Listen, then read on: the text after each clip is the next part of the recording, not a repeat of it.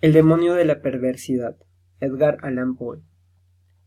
En la consideración de las facultades e impulsos de la prima movilia del alma humana, los frenólogos han olvidado una tendencia que, aunque evidentemente existe como un sentimiento radical, primitivo, irreductible, los moralistas que los precedieron también habían pasado por alto.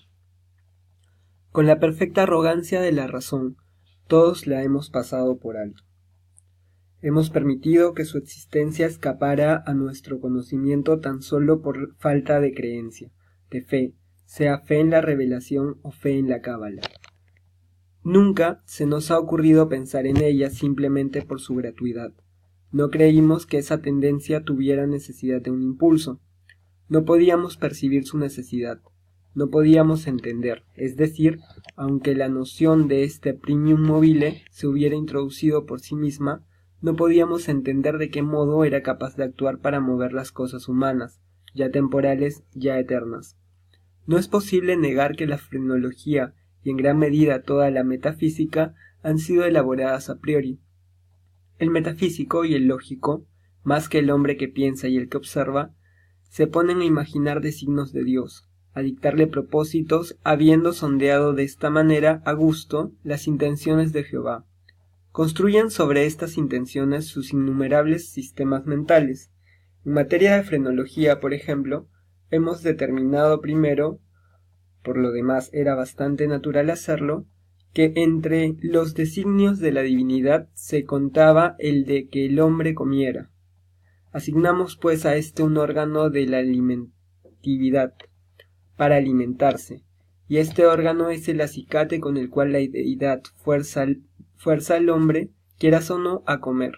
En segundo lugar, habiendo decidido que la voluntad de Dios quiere que el hombre propague la especie, descubrimos inmediatamente un órgano de la amatividad. Y lo mismo decimos con la combatividad, la idealidad, la causalidad, la constructividad. En una palabra, con todos los órganos que representaran una tendencia, un sentimiento moral o una facultad del puro intelecto.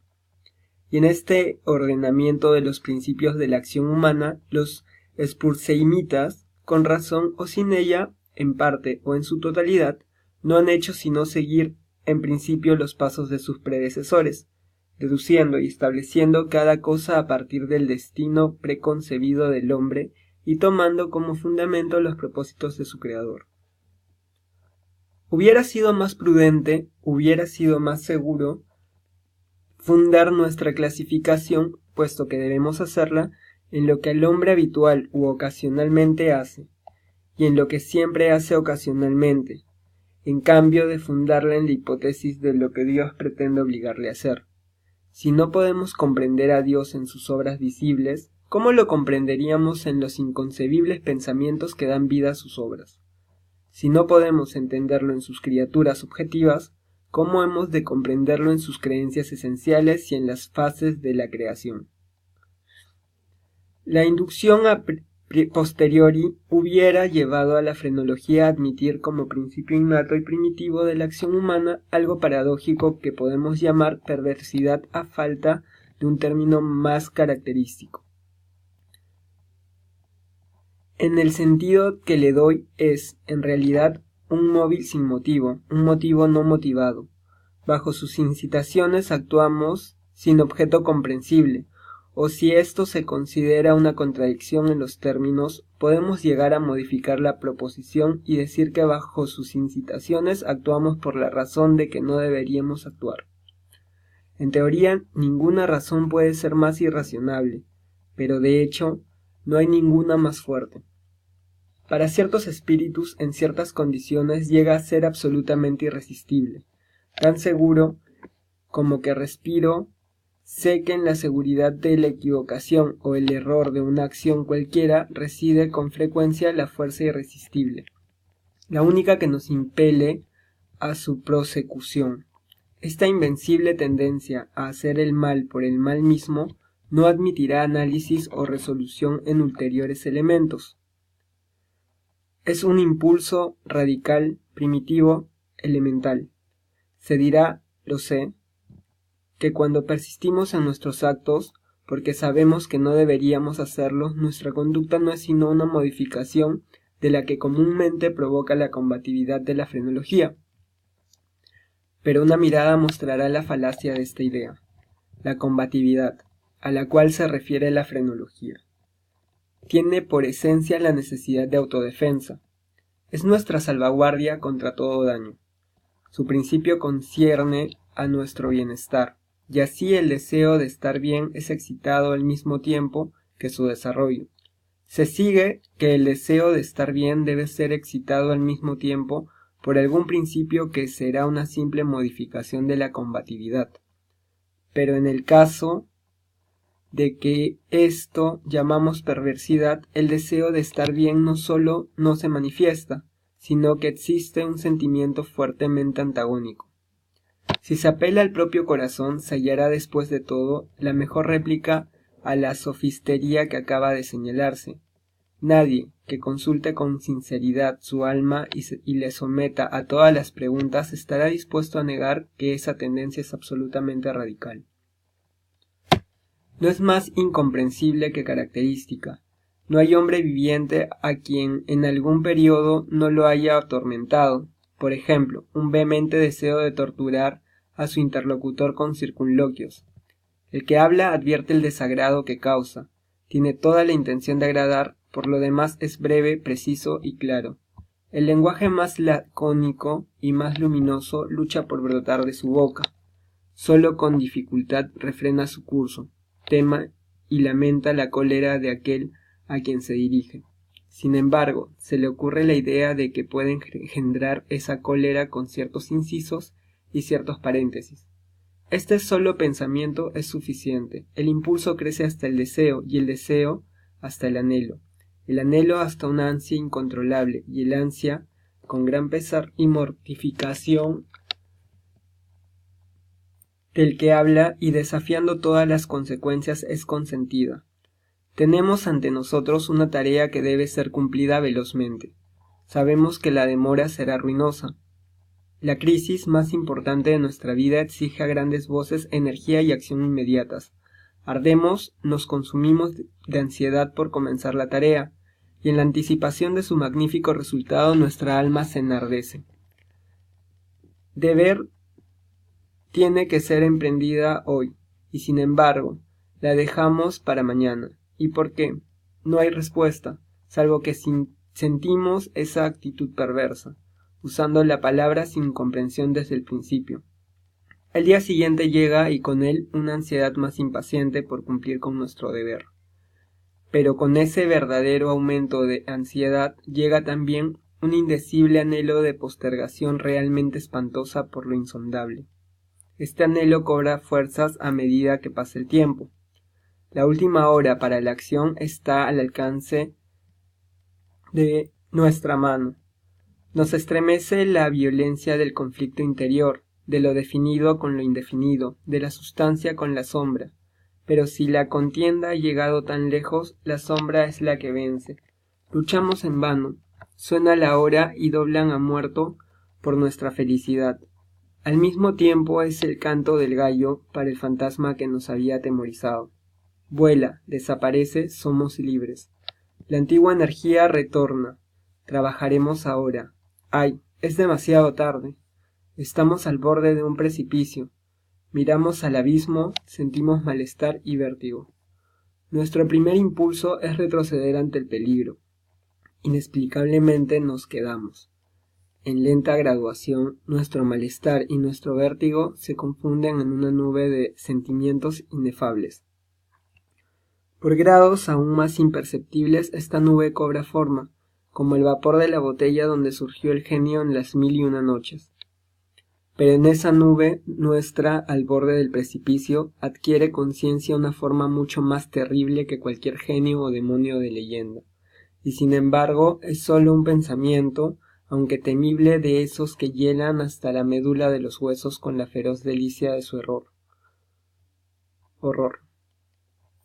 Es simplemente la idea de lo que serían nuestras sensaciones durante la veloz caída desde semejante altura, Y esta caída, esta fulminante aniquilación, por la simple razón de que implica la más espantosa y la más abominable entre las más espantosas y abominables imágenes de la muerte y el sufrimiento que jamás se hayan presentado a nuestra imaginación. Por esta simple razón la deseamos con más fuerza, y porque nuestra razón nos aparta violentamente del abismo. Por eso nos acercamos a él con más ímpetu. No hay en la naturaleza pasión de una impaciencia tan demoníaca como la del que, estremecido al borde de un precipicio, piensa arrojarse en él. Aceptar por un instante cualquier atisbo de pensamiento significa la perdición inevitable, pues la reflexión no hace sino apremiarnos para que no lo hagamos. Y justamente por eso, digo, no podemos hacerlo. Si no hay allí un brazo amigo que nos detenga o si fallamos en el súbito esfuerzo de echarnos hacia atrás, nos arrojamos, nos destruimos. Examinemos estas acciones y otras similares, encontraremos que resultan sólo del espíritu de la perversidad. Las perpetramos simplemente porque sentimos que no deberíamos hacerlo.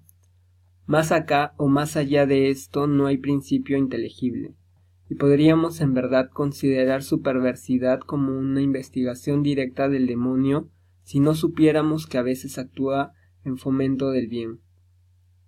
He hablado tanto que en cierta medida puedo responder a vuestra pregunta. Puedo explicaros por qué estoy aquí. Puedo mostraros algo que tendrá por lo menos una débil apariencia de justificación de estos grillos y esta celda de condenado que ocupo. Si no hubiera sido tan prolijo, o no me hubierais comprendido, o como la chusma me hubieras considerado loco, ahora advertiríais fácilmente que soy una de las innumerables víctimas del demonio de la perversidad. Es imposible que acción alguna haya sido preparada con más perfecta deliberación. Semanas, meses, enteros medité en los medios del asesinato.